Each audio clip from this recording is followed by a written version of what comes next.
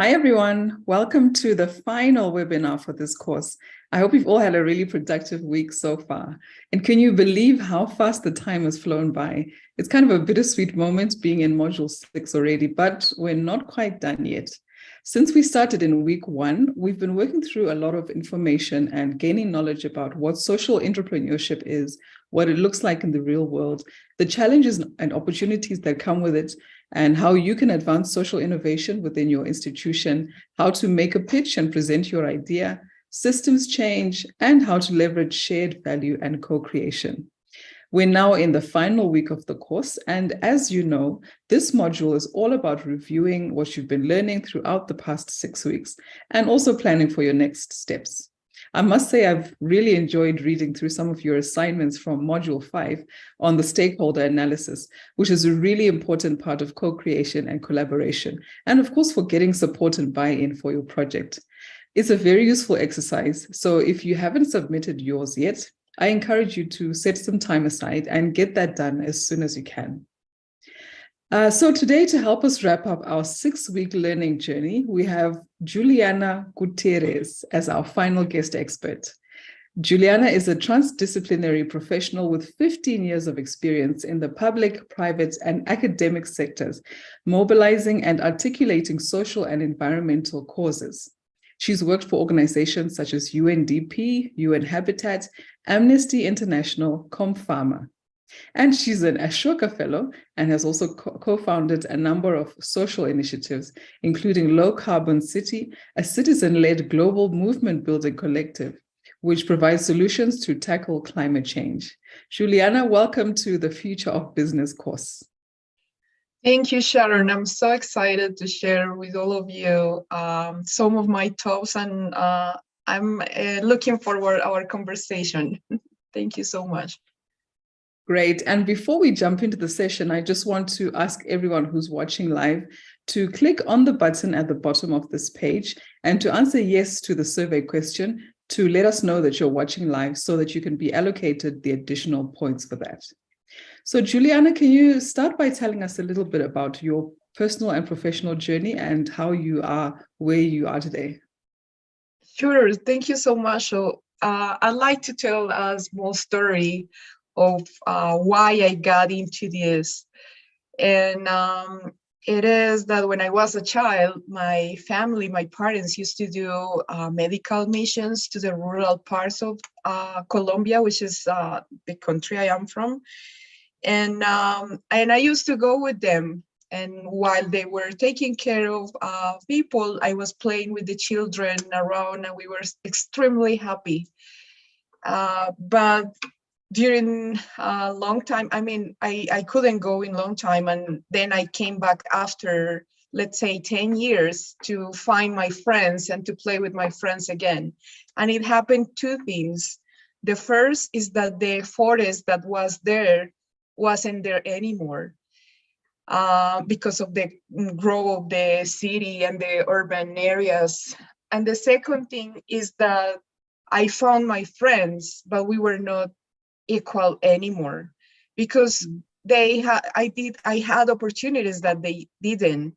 And I think that made a mark on my life and the path that I decided in my professional life, because I realized like I wanted to work for equality, and also I wanted to work for not missing the forests, because that was so important for us at the time. And well, this is how I got into social change work. And during my professional life, like I have joined different causes, but my journey as an entrepreneur started not even thinking that I wanted to be an entrepreneur. It started just realizing that we have a problem such as air quality in my country back in 2015. And the world was negotiating the Paris Agreement at the same time. And along with some friends, we were following the negotiations, and we realized that all those cities emit and produce 70% of the greenhouse gases, like the Paris Agreement was not even considered cities. And our question at the time was like, if the 70% of the problem is created in cities, why don't we create the 70% of the solutions in cities too? But for that, we needed more awareness and people knowing that they were part of the problem, and the problem was not only for governments or for companies, or we as individuals also had a lot to contribute.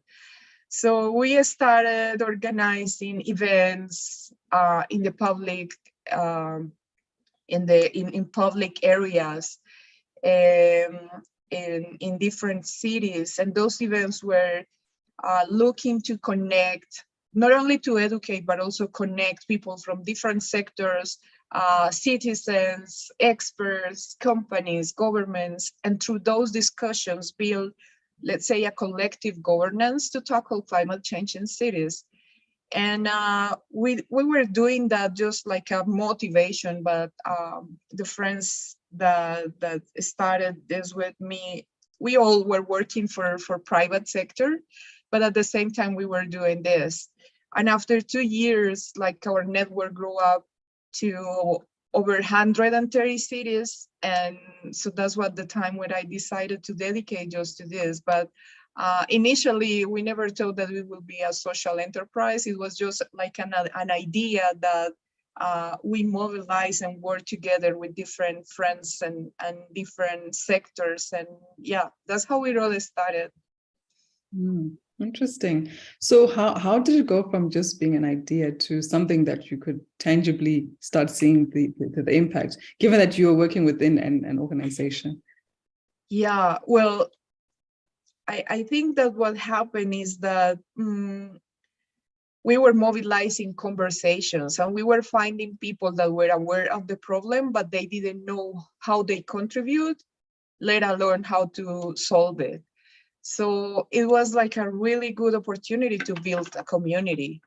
And many people were with those events and some activism that we did, like using symbols in public spaces to call the attention of people. So we were receiving and finding people that wanted to do the same in their own cities, and it was growing and growing, and the growth was very like spontaneous, like it was not something that we were intended to. But what we found is that there were many people interested in doing things, and the potential that community or a platform that allows others to empower and do things in their own communities was what we were building.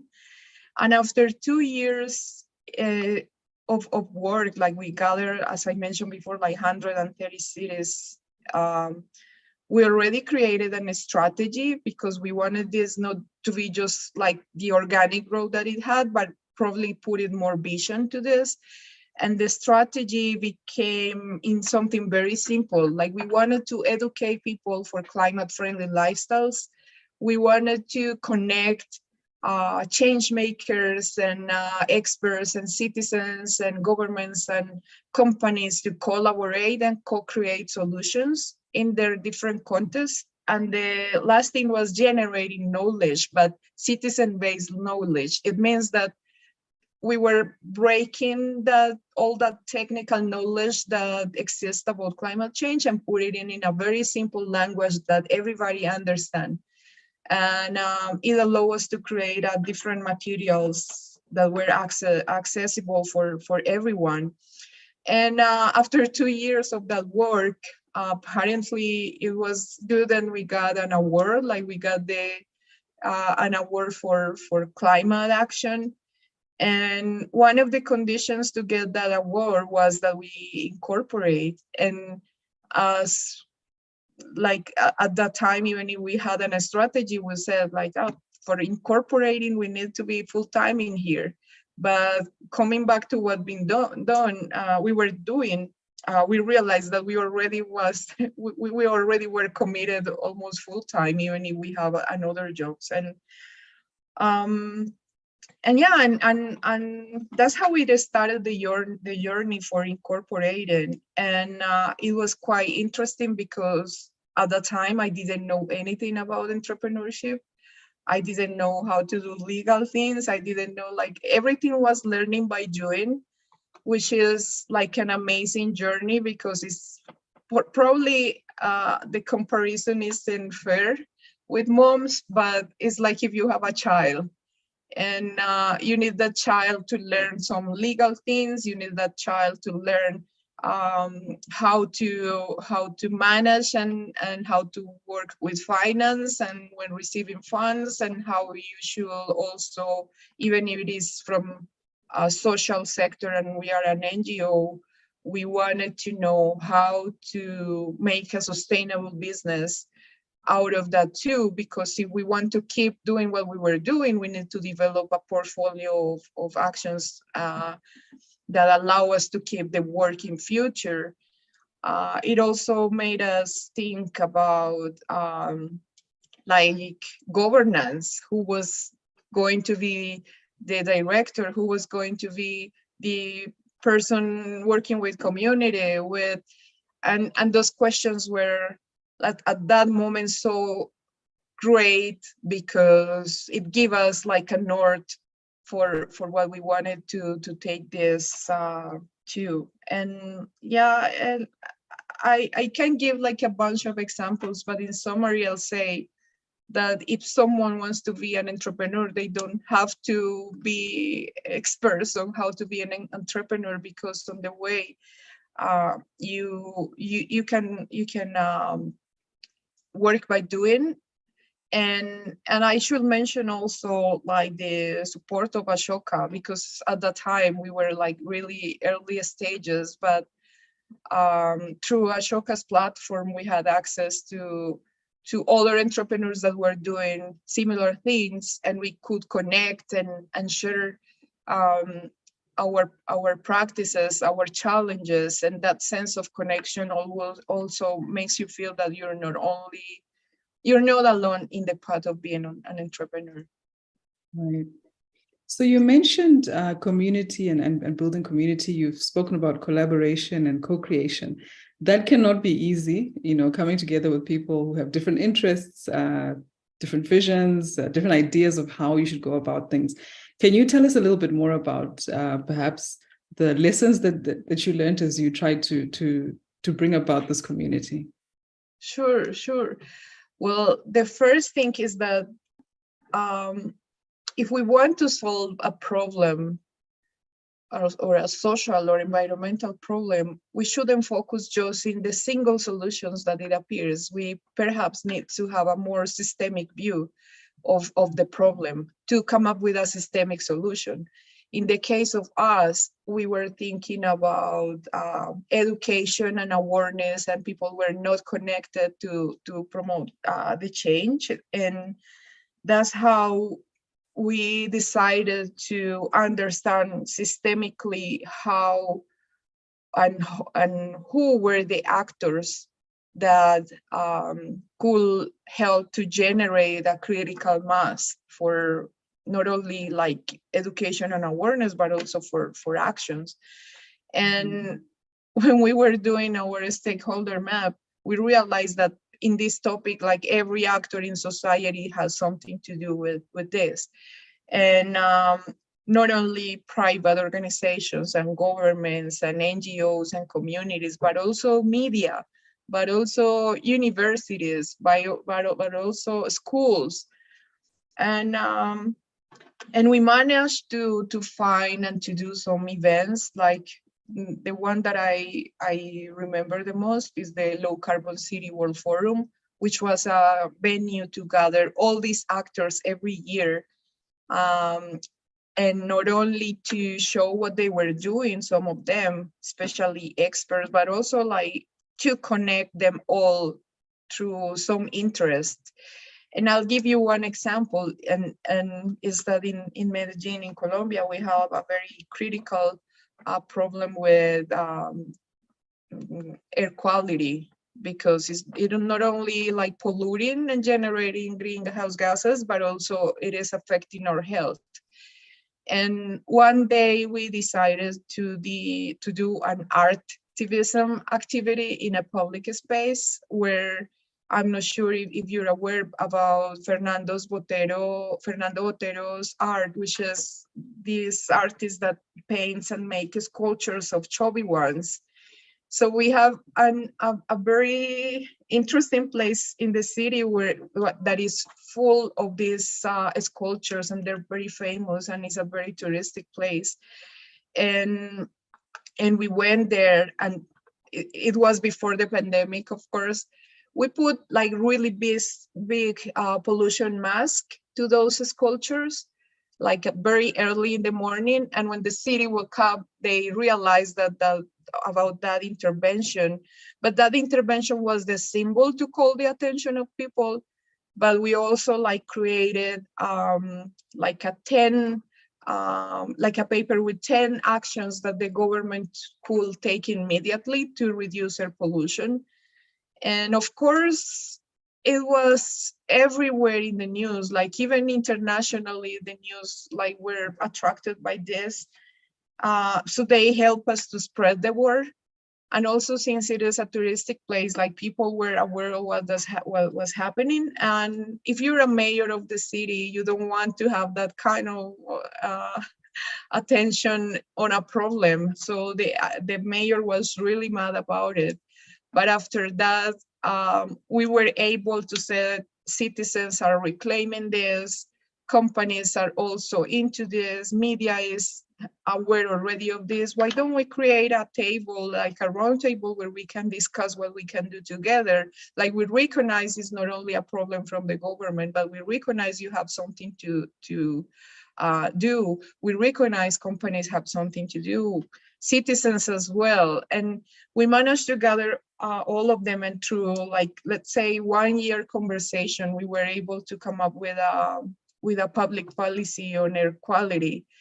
And it sounds very simple, but as you mentioned, it's really hard to be in the table with different actors. But at the same time, what was connecting us is that we all, even if we work in different organizations, we were all having the desire and the intention to have a breathable city, a city that doesn't have health problems due to air, and also recognizing and acknowledging that we all can be part of the solution. So I guess that's a very simple example, but it shows that even in the difference, we can come together and create something that will be looking for the well-being of people.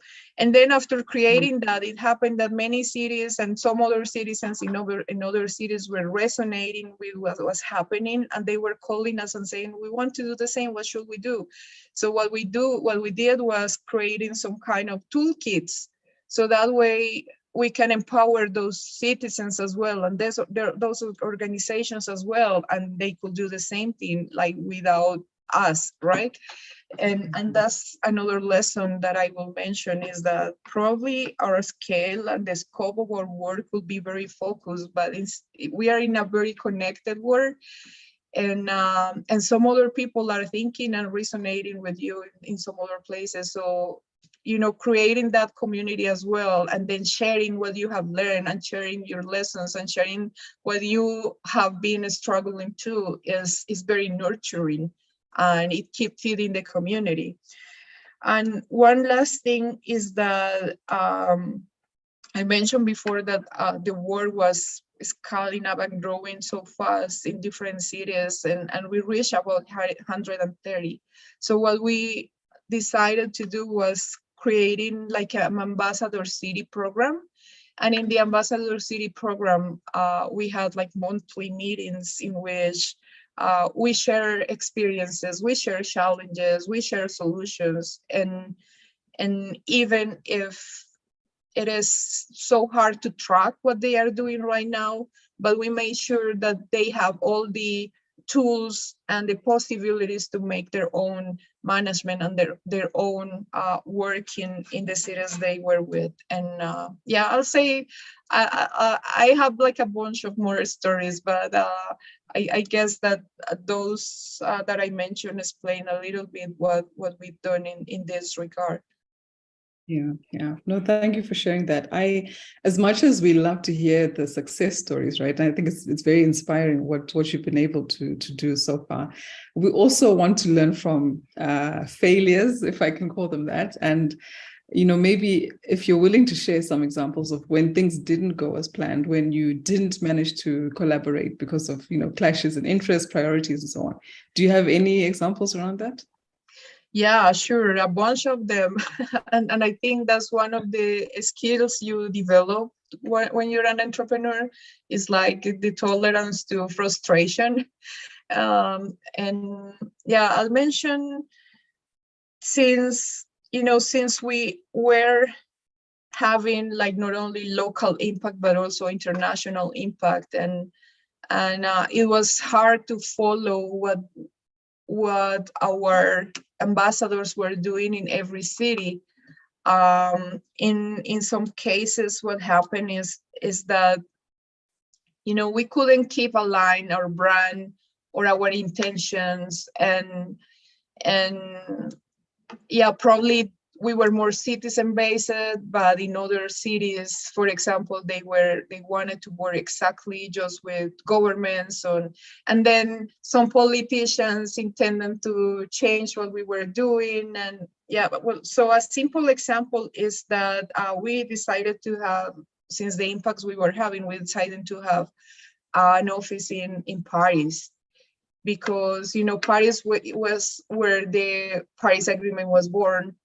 But we wanted to show that Paris could be also like the place where citizens gather and make solutions, and we contribute to that climate governance. And we, even if we have some direction, like the people that was in Paris were going in a different direction, that was at some point like questioning very important things about what we were doing. But although it had some struggle on how to keep like our brand, our intentions, and we realized that every context has different problems. And in the case of our organization, we were born in the global south, and sometimes it's like organizations working in climate, like they give, I don't know, instructions from the north. And what was interesting here is understanding that even if we have the same intentions, like in every context, things can happen differently. And after understanding that, what we realized and came together in a solution was that why don't they create like their own organization, or like a spin-off from Low Carbon City in Paris. And that was like the final arrangement, which was very interesting to see that our organization could also like empower people to work even if they won't be a part of our organization, like the greater structure. So at the end, they created their own entrepreneurship. And it is amazing because they are still doing great things, although we don't share the same values. But we help them when we took opportunities of the difference that we had between the teams to make something greater and still that has a lot of impact. So that will be one example. And some other examples, I guess I will mention sometimes when you're showing what isn't working to very important powers in the city, let's say like the government at some point, it can cause you, difficulties in their relationships. But what we've done with that is like being so creative. Like, for example, one day there was like an international meeting of mayors, and we were knocking the door for so many of them, and they didn't answer back. Like they were saying, this activists, environmentalists, like putting some labels instead of hearing us. And we got to the place where they were having the meeting, waiting out the outside. And to all of them, we took them small presents, like very beautifully packaged. And the present was, when they opened, it was a small bottle, like full of polluted air, and it said like, welcome to Medellin.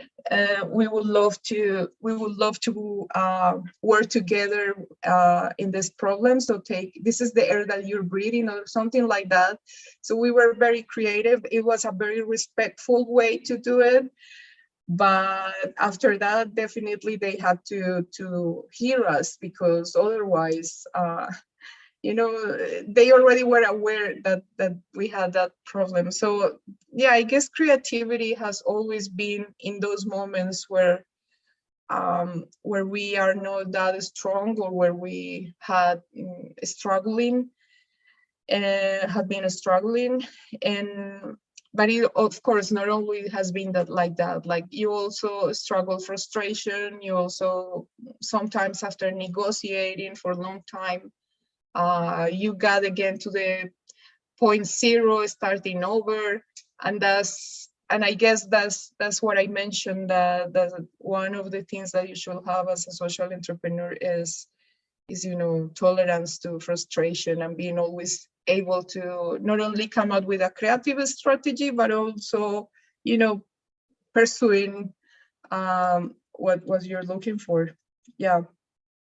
So just continuing in that same vein, I know I would be interested in hearing from you what you think some of the most important skills are for a change maker. Because just listening to your journey, I mean, you must have a lot of resilience and creativity, and be able to think strategically, negotiation, and all these things that you brought up. Are there any others that you think, maybe three top skills that we need as change makers? Okay, well, I'll say the first one is multitasking at the beginning. Like, you are the one that is making partnerships, you are the one fundraising, you are the one organizing the governance and all the organization structure. You're the one planning and making strategies. You're the one communicating or doing public speaking. So I guess it doesn't necessarily you have to be like, or have all those characteristics, but definitely is something that will pop up sometime. And even if you don't know, you will learn. You will learn it. Like, the passion that you have for the project that you're doing is too big that you want to do all of these things too. So I guess, yeah, first is multitasking. The second will be, and I recall the example I mentioned before, is context reading. I mean, you should be very good at reading the context. What are the actors that are involved in the problem? What are the actors that are involved in the solution? What are their interests? Where do you get together? Where do you don't get along? And being very, I'll say, comfort with navigating all those worlds, and being able to put in the shoes of a company, or in the shoes of a government, in the shoes of a community, and then finding the ways to connect and have similarities, even if the work is totally different. And I relate that to empathy as well. Like, since our work has been also very community based and bottom up, having empathy about what communities are experiencing, and is very challenging, because many of those communities don't have voice. So when you become like in a platform for connecting people, you have to be able to express the voice of those that haven't been here. And it's empathy, and it's also like communication. And I'll say the last, which is, I guess, just three, right? But I'll say taking care of yourself. Like that should be, even if you don't see that in curriculums, in your CV, in your resume, you should definitely take care of yourself, because if you're taking care of a community and you want to make change, you also have to take care of you. And I'm mentioning this because after 6 years of running the organization, I had a terrible burnout, and I didn't know that even existed. But yeah, since you're so passionate about what you're doing, you're working at nighttime, you're working during weekends, you're working like putting always the cows first, and you come second or third, or even you don't even think about you. And yeah, self-care, like taking time and knowing how time management works, taking time for rest, planning your rest. Yeah, I'll say, yeah, that's very important too. I could give more examples, but I guess already those three work. Yeah, no, those are very good ones. Thank you, especially the self-care one. I think we could never hear that enough. Many people overlook that one. So we have a few questions that have come in from those that are watching live. We have a question from Princess in the Philippines, who's asking, in the early stages of your journey, how did you manage the different ideas from different people that were supposed to help you promote the change that you wanted, especially your peers? Well, at the beginning, like although we had a strategy and we have that idea of educating, connecting, co-creating solutions, and generating bottom-up knowledge, um, we were finding that, I mean, sometimes when we're working in a cause, you think that other people could be against it, and I call here the example of perhaps some companies that are in different industries, like oil sector or mining sector. So we used to take this approach, like we understand that they are part of the system, and they're like, although activism and environmentalism blame them for the struggles that we have in our climate, that probably they can also hold solutions, right? So if we change that mindset about who is the one that has the problem, that is something that we used to do, like, our climate is terrible, that's, we blame corporate organizations, we blame governments, we blame, and anyways, like we point fingers all the time. But instead of pointing fingers, if we find a bridge to see what we can do to reduce emissions. And I'll give you one example. We work with a company that is called Argos. They are in the cement industry, and cement industry is one of the most polluted as well. Like but instead of saying you have you blame, you're guilty, we managed to work together in this process where they wanted their employees to know all about these topics. Like they wanted their employees to be activists. And at some point you will say that's quite dangerous, because if you're working in a sector that could be part of the problem, having like 10,000 activists inside of your company could be dangerous.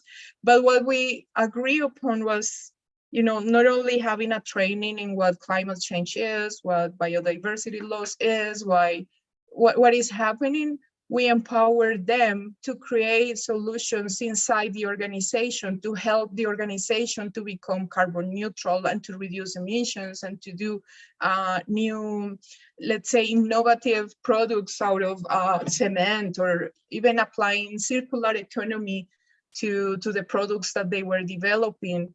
And that was lovely, because after that training process of some volunteers that wanted to become part of our education program, they created those kind of solutions for their work. And what it gets my attention the most is that they recognize that they had a change agent, a change maker in every employee. And when that happened, you cannot blame anyone anymore.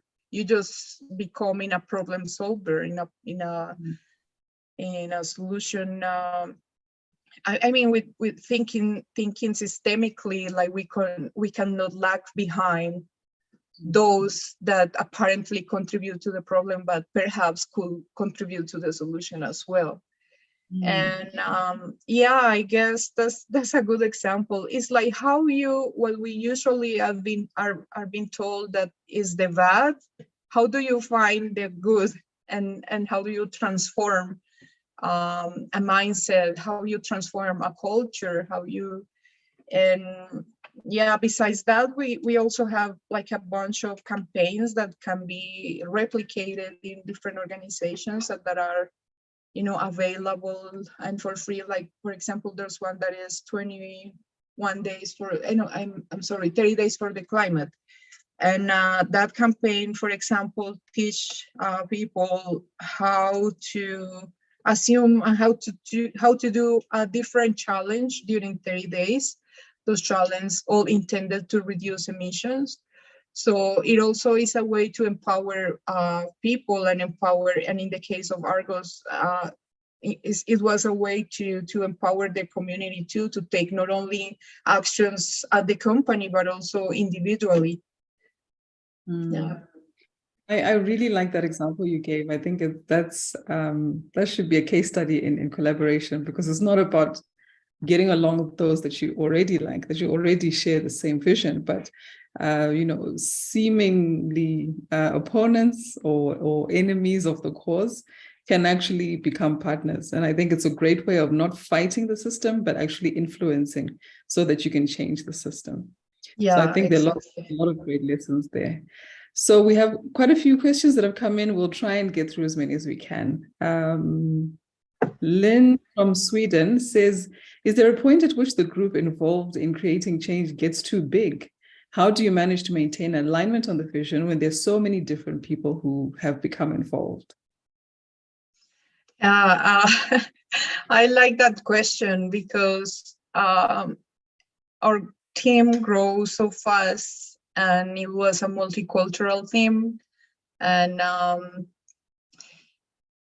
sometimes, like, when it's happening, you don't realize that it's happening. But then when you, for example, receive a comment in your inbox about what we should do and we're not doing, and then it passes 1 week, second week, third week, fourth week, and you haven't answered because you have another priorities, then it can be like a bomb that explodes. And I'm telling this because the most important thing that we have built in our community is listening people and listening their ideas. And what has been like really interesting is that we create tools for that to happen. And the result is funny, because the results were like our impact grow faster when you take into account the ideas of your people. And since the beginning, this has been a very collaborative process. And as I have mentioned before, the idea is to give voice to many people that have done. And that's why, well, I guess I'll give you some examples. Like, it's simple for me. In the case of Mexico, we were like starting over a small office there, and since we were so worried about what was happening in the Colombian office, we were not putting attention to there, and they were coming up like every single week saying, we have this problem, how we should solve it, what should we do, and like really we didn't have time to attend that. And what we agree after like receiving the complaints and receiving like the questions and the challenges that they had was like even going further in empowering and saying like, okay, don't wait for the solutions from us, tell us what's the solution that you will like. And they come up with the best idea, with a great strategy. and they just needed us to say yes, and they just needed us to say yeah. But at the end, what that told us is that when you have like a really big structure, you cannot wait to depend on what you think as a co-founder or as a like the main team. You should provide the tools for the teams that are working with you and the people that are working with you, because we all can be change maker. We all can be creative. We all can. And when I said creating the tools was like having a minimum of things that should happen in a local office in another country. And what we mean with those things, like for example, the branding should be very general for all of them, but how to negotiate with the local mayor, like that's something that they know more, so that they could be more independent. In the like standard things that we created besides the brand was also like the values that we wanted to have in common, like multicultural themes, like self-awareness and awareness of others, like empathy, like basic things that it's supposed to be the minimum. And as I said before, like following up all those organizations has been still our challenges, right? Or not those organizations, but those teams in different parts is still a challenge. Like we have tried through technology to find ways to connect and to report. But at the end we said like this, if this is a citizen movement, we shouldn't be worry about every single detail that is happening. We should be worried about if the leaders are like really empowering and feeling that they're not alone in the journey. So probably there's many challenges still ahead, but yeah, I'll say that that's recognizing that in every person and every let's say ambassador that has worked with us is a change maker, and it's a very decentralized way of thinking, but I guess it's what has been successful because they are able and empowered to do what is the best. Okay. And we have a question from Anna in the Netherlands and Luca in Switzerland, who are asking, how did you communicate about your initiatives in order to convince others that your message is important and that they should join you? What were the challenges that you faced in bringing people on board?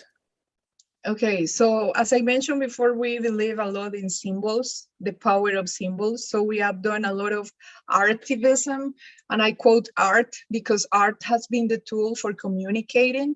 And I'll give you an example, especially because from Switzerland, we had a collective that is, I'm not quite sure if it was from Switzerland. Yeah, but we met this collective, European collective, that was called Voz of Akata, something like that. And they said, they email us saying, we realize about your initiative, we would like to do something together. We'll be in Colombia for a while. And then what we did was starting a collaboration in one of the problems that we have locally, which is waste management, because waste management is done by like the poorest people and they don't have access to anything, and people don't care about recycling. Like it's a very different culture.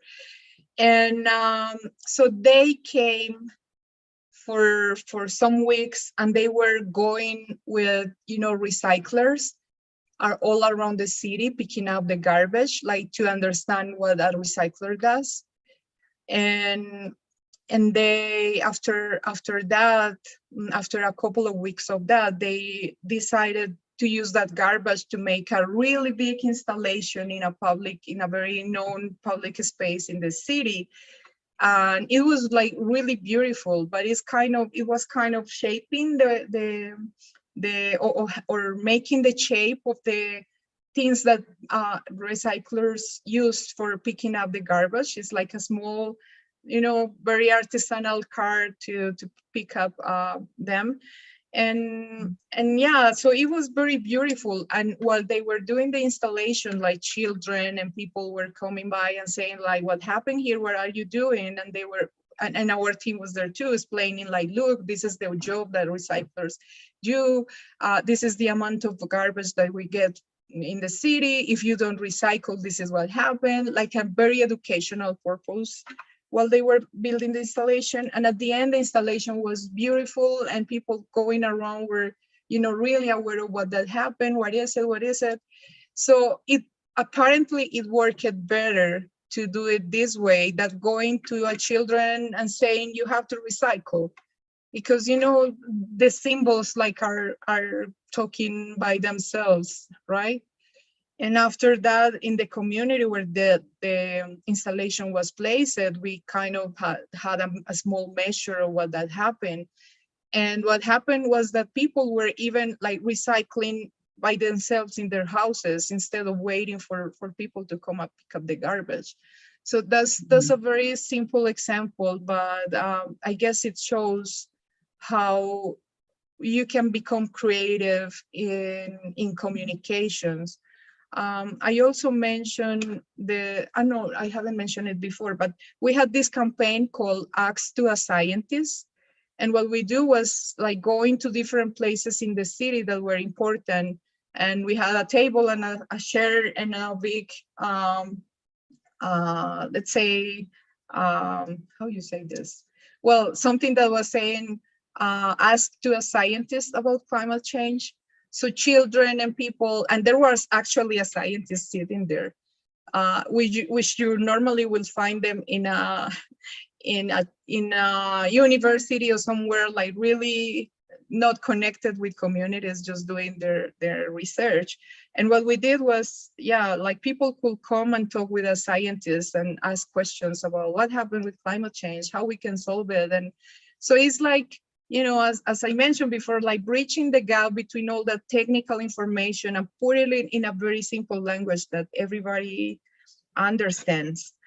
I can remember also what I said about the 30 days for the climate, which is like a challenge every day that explains you how in your daily life you can reduce your emissions and how you can, invite your friends also to do the same thing. And like I have a bunch of examples, but I think the time is running. And we also have quite a bunch of questions. So we hope we can balance between the questions and the examples. But the next question is from Kesson in Sweden. He says, considering the learning journey that change agents go through in implementing their work, what would you say are some ways to share your learnings with others? What are the ways to share my to share your learnings? I guess especially for those that are on the course, they're getting a lot of information and having all sorts of bright ideas and mindset shifts about how to approach their work and so on. How can they go about sharing with other people who may not have that background, all these interesting things that they're learning about?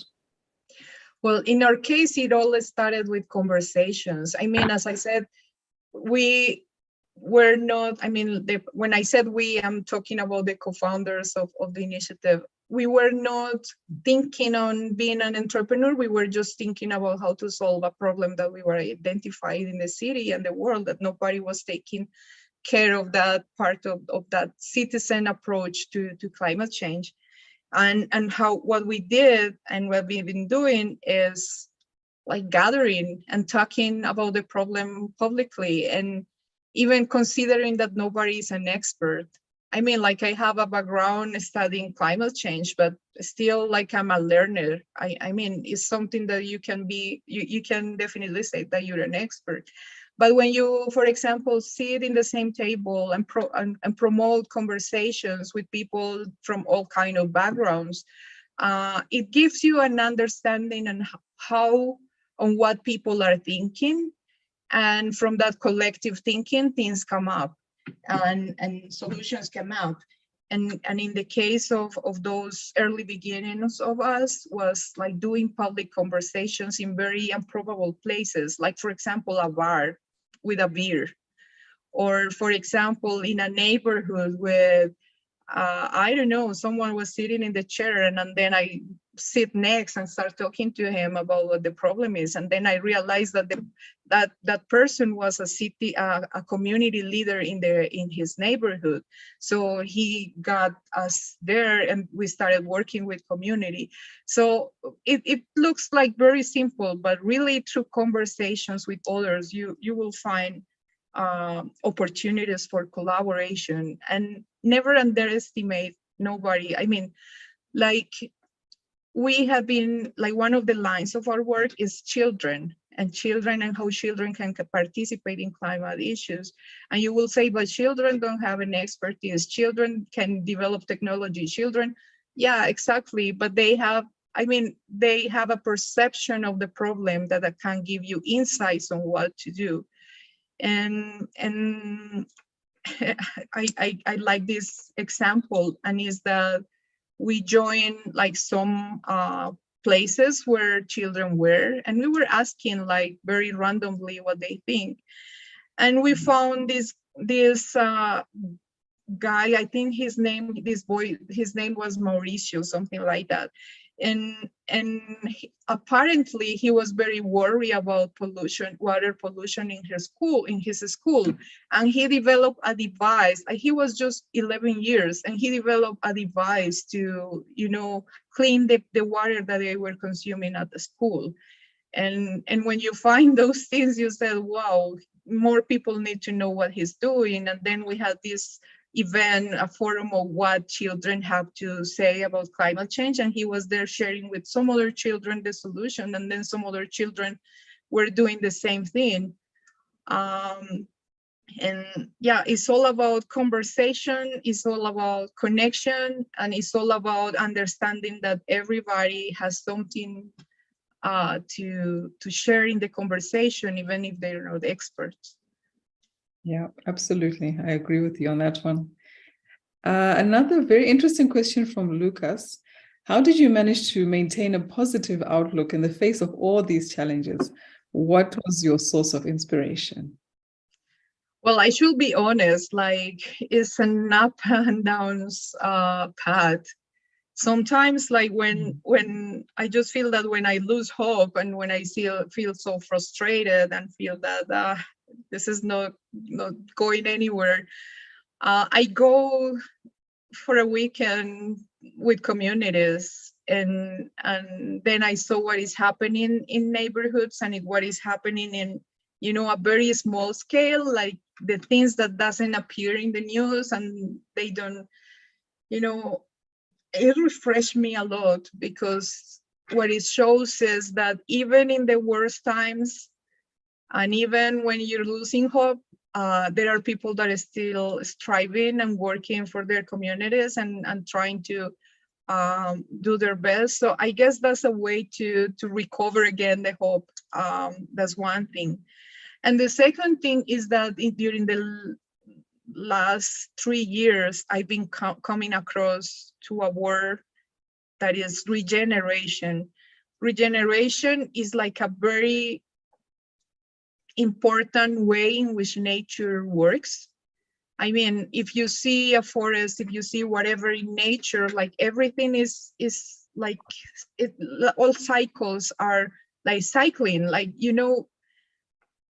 there's no there's no death, because everything is circular. Like, if a tree, the flowers are falling, then those flowers could be seeds for another tree to grow, right? So that's a very basic principle in life and in nature. Same thing happen in yourself. Like, for example, if you could, while you're cooking, you cut your skin, you will see that it'll take some time to cure, but your skin will regenerate. And that happened with cells, that happen, like, that's basic biology in our environments and ecosystems, and even in ourselves. And understanding that principle has allowed me to understand more systemically how the world works. The point is that due to our intervention as human beings in those systems, like, nature has been losing the capacity to regenerate.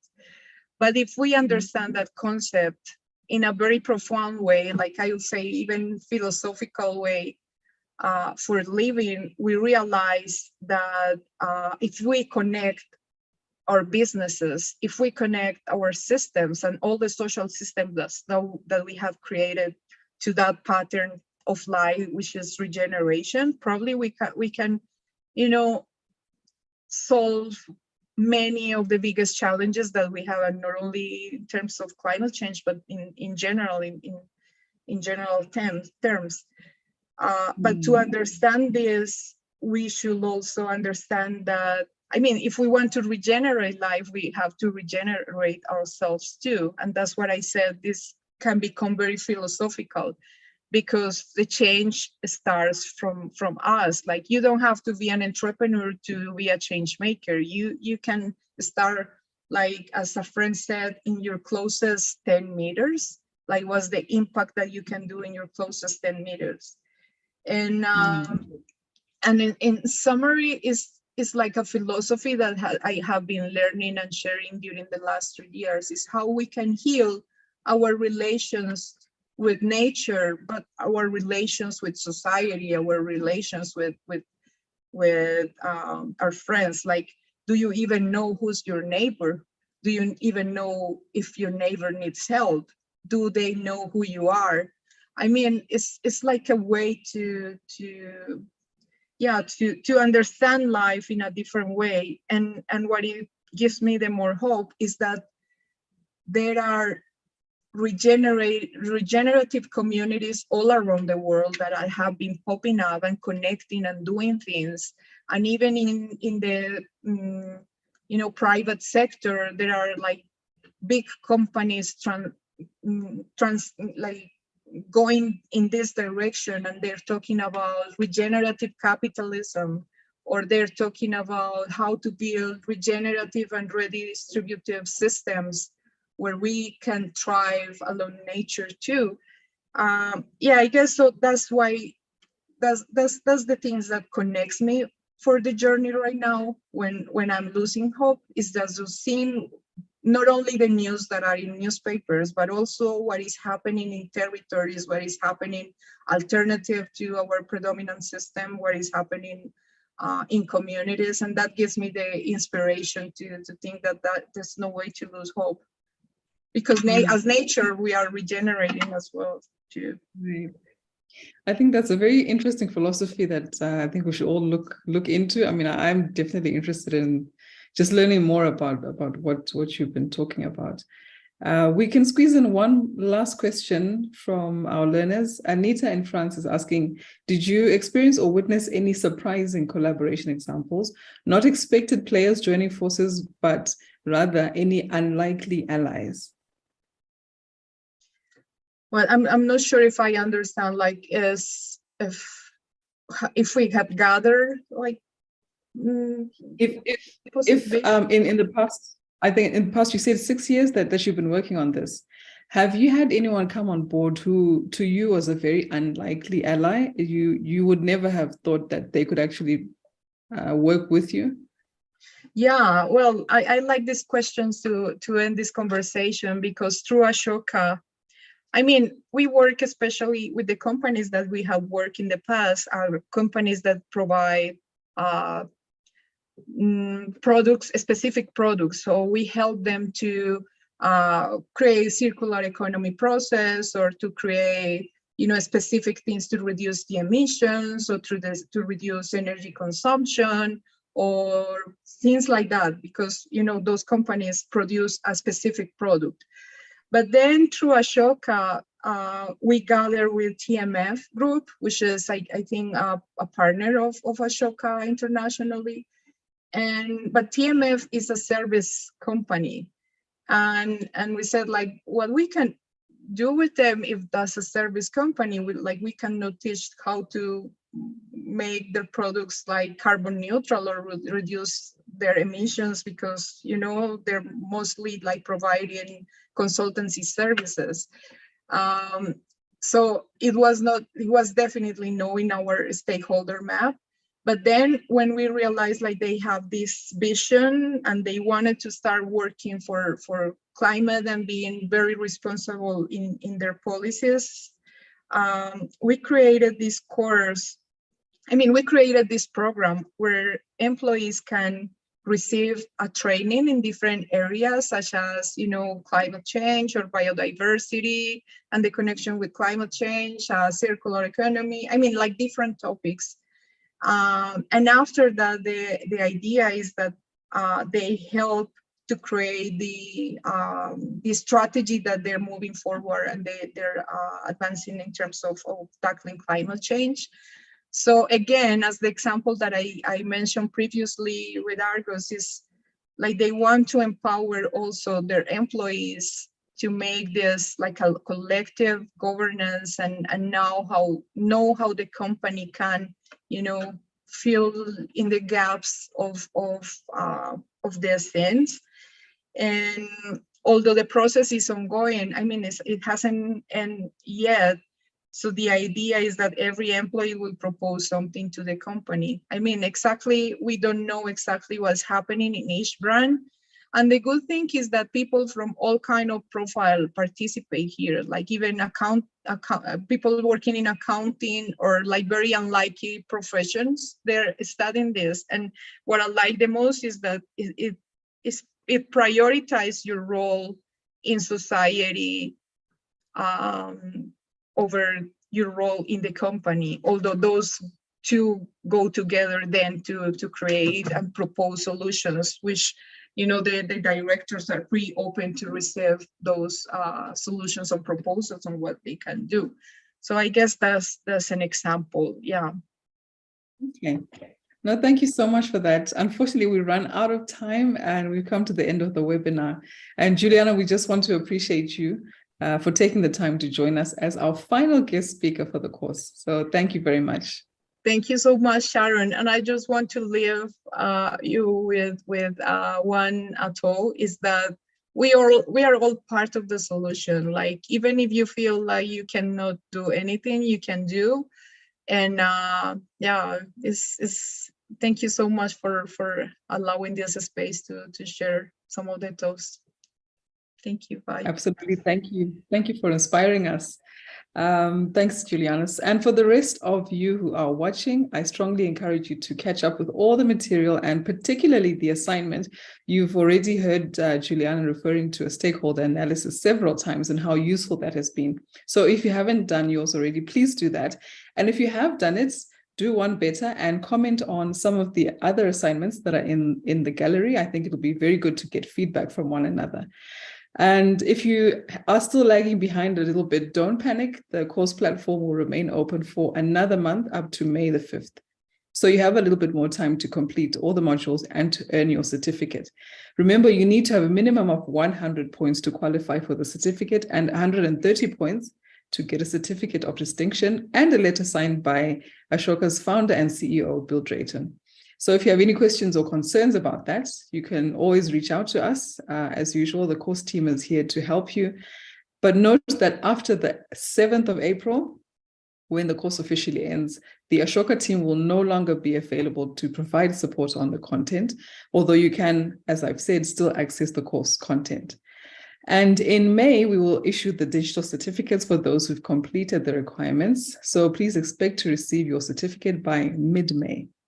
And of course, before we go, just make sure that you read the section of Module 6 that tells you about some of the next steps that you can take and the resources that are available to you. It doesn't end here. The learning journey can continue. And also take some time to share your reflections in the discussion forums as you've been doing so well. And of course, to connect with the other learners, even beyond this course platform. We also want to stay updated on projects and initiatives that come from the learnings of this course. So it would be good to continue some of the conversations as well. So that's all from myself and from the rest of the course team, from Mark, who's my co-facilitator. Well done for the outstanding effort that you've put in to the course so far. And we wish you all the very best. Goodbye.